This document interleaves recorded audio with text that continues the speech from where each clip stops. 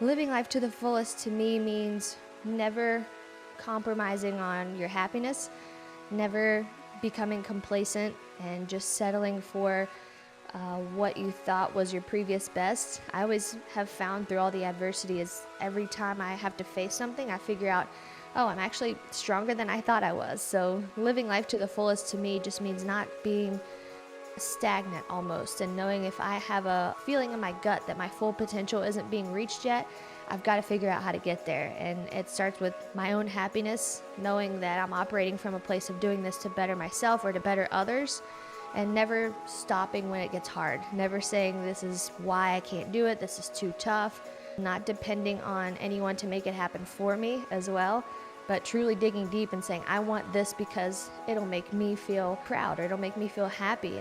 And I think a lot of people have trouble just knowing what makes them happy.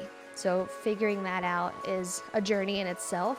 And don't give up until you find that. Fulfillment in life is one of the best feelings of knowing you're contributing to your own happiness, and then maybe what you do contributes to the happiness of others, or maybe you're just really proud of where you are. But until you find what makes you happy, keep pursuing it. There's always going to be a standard that you could hold yourself to of, perfection or always being the best, which does motivate me for sure. I am a little competitive, and I think that helps me show up. But the pressure, I think, to be perfect was something I luckily dropped early on. When I kind of dropped the idea of trying to measure up to other people or trying to be something that I really wasn't genuinely, and I just let myself be real, be Sydney. That's when people, I think, really started to connect with me and trust me, because I wasn't just doing it for myself and for me to look any certain way. I was genuinely in it for the both of us. A lot of times pressure is just driven from expectations that we think people have of us. And I think if you're doing it to please other people, you're definitely in it for the wrong reasons. Stay competitive, stay driven, stay unafraid to actually just go for something to where maybe it doesn't make sense to a lot of people, but to you, it makes sense, and it's your passion and it's what you want to follow. So pressure can be good and bad, I think. It's not always terrible. It can be pushing you to be a little bit better and more competitive, but if it's taking you to a place of unhappiness or comparison, that's probably too far, but it can also push you to stay on your toes and continue to challenge yourself. Honestly, the true place of happiness is finding balance in your competitiveness and making sure that you're also maintaining the happiness for the person that's operating all these things. If you're unhappy, it's just going to spew out everywhere. If you're unhappy with yourself, it's going to reflect in how you treat your friends, your family, your coworkers, your employees. It's going to reflect in the passion when it starts to dwindle and you think, why don't I even like this anymore? I'm not even happy anymore. It's because you're not taking care of the person who's actually operating this passion.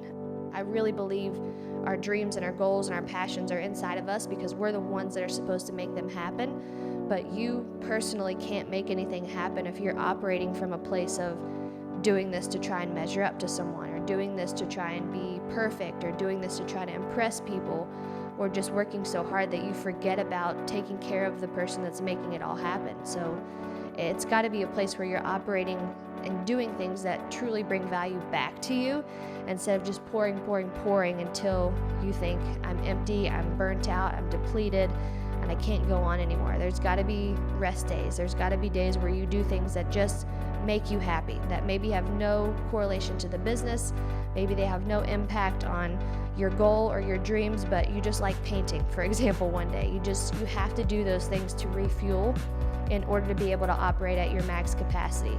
And operating at max capacity doesn't mean burning out, doesn't mean 7 days a week, 24 hours a day. It means when you are working, you're working the best that you personally can.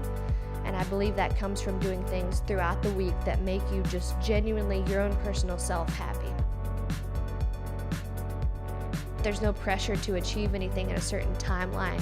To say that it's successful if you figure it out early, I don't think is necessarily true. I think some people just have to operate a bit differently. I didn't figure out what I wanted to do until mid-20s. There's no timeline on what you really want to do. It's just making sure that you prioritize the things that you need to, and then you figure out okay, I've got this handled. What's going to make me happy? How can I figure this out? And just trusting your gut. I think your gut tells a lot about where you want to go and where you should be, and maybe you can figure it out now, or maybe it's a little bit of time until you do. But we're always on this quest for happiness in life. I think all of us are, or we should be.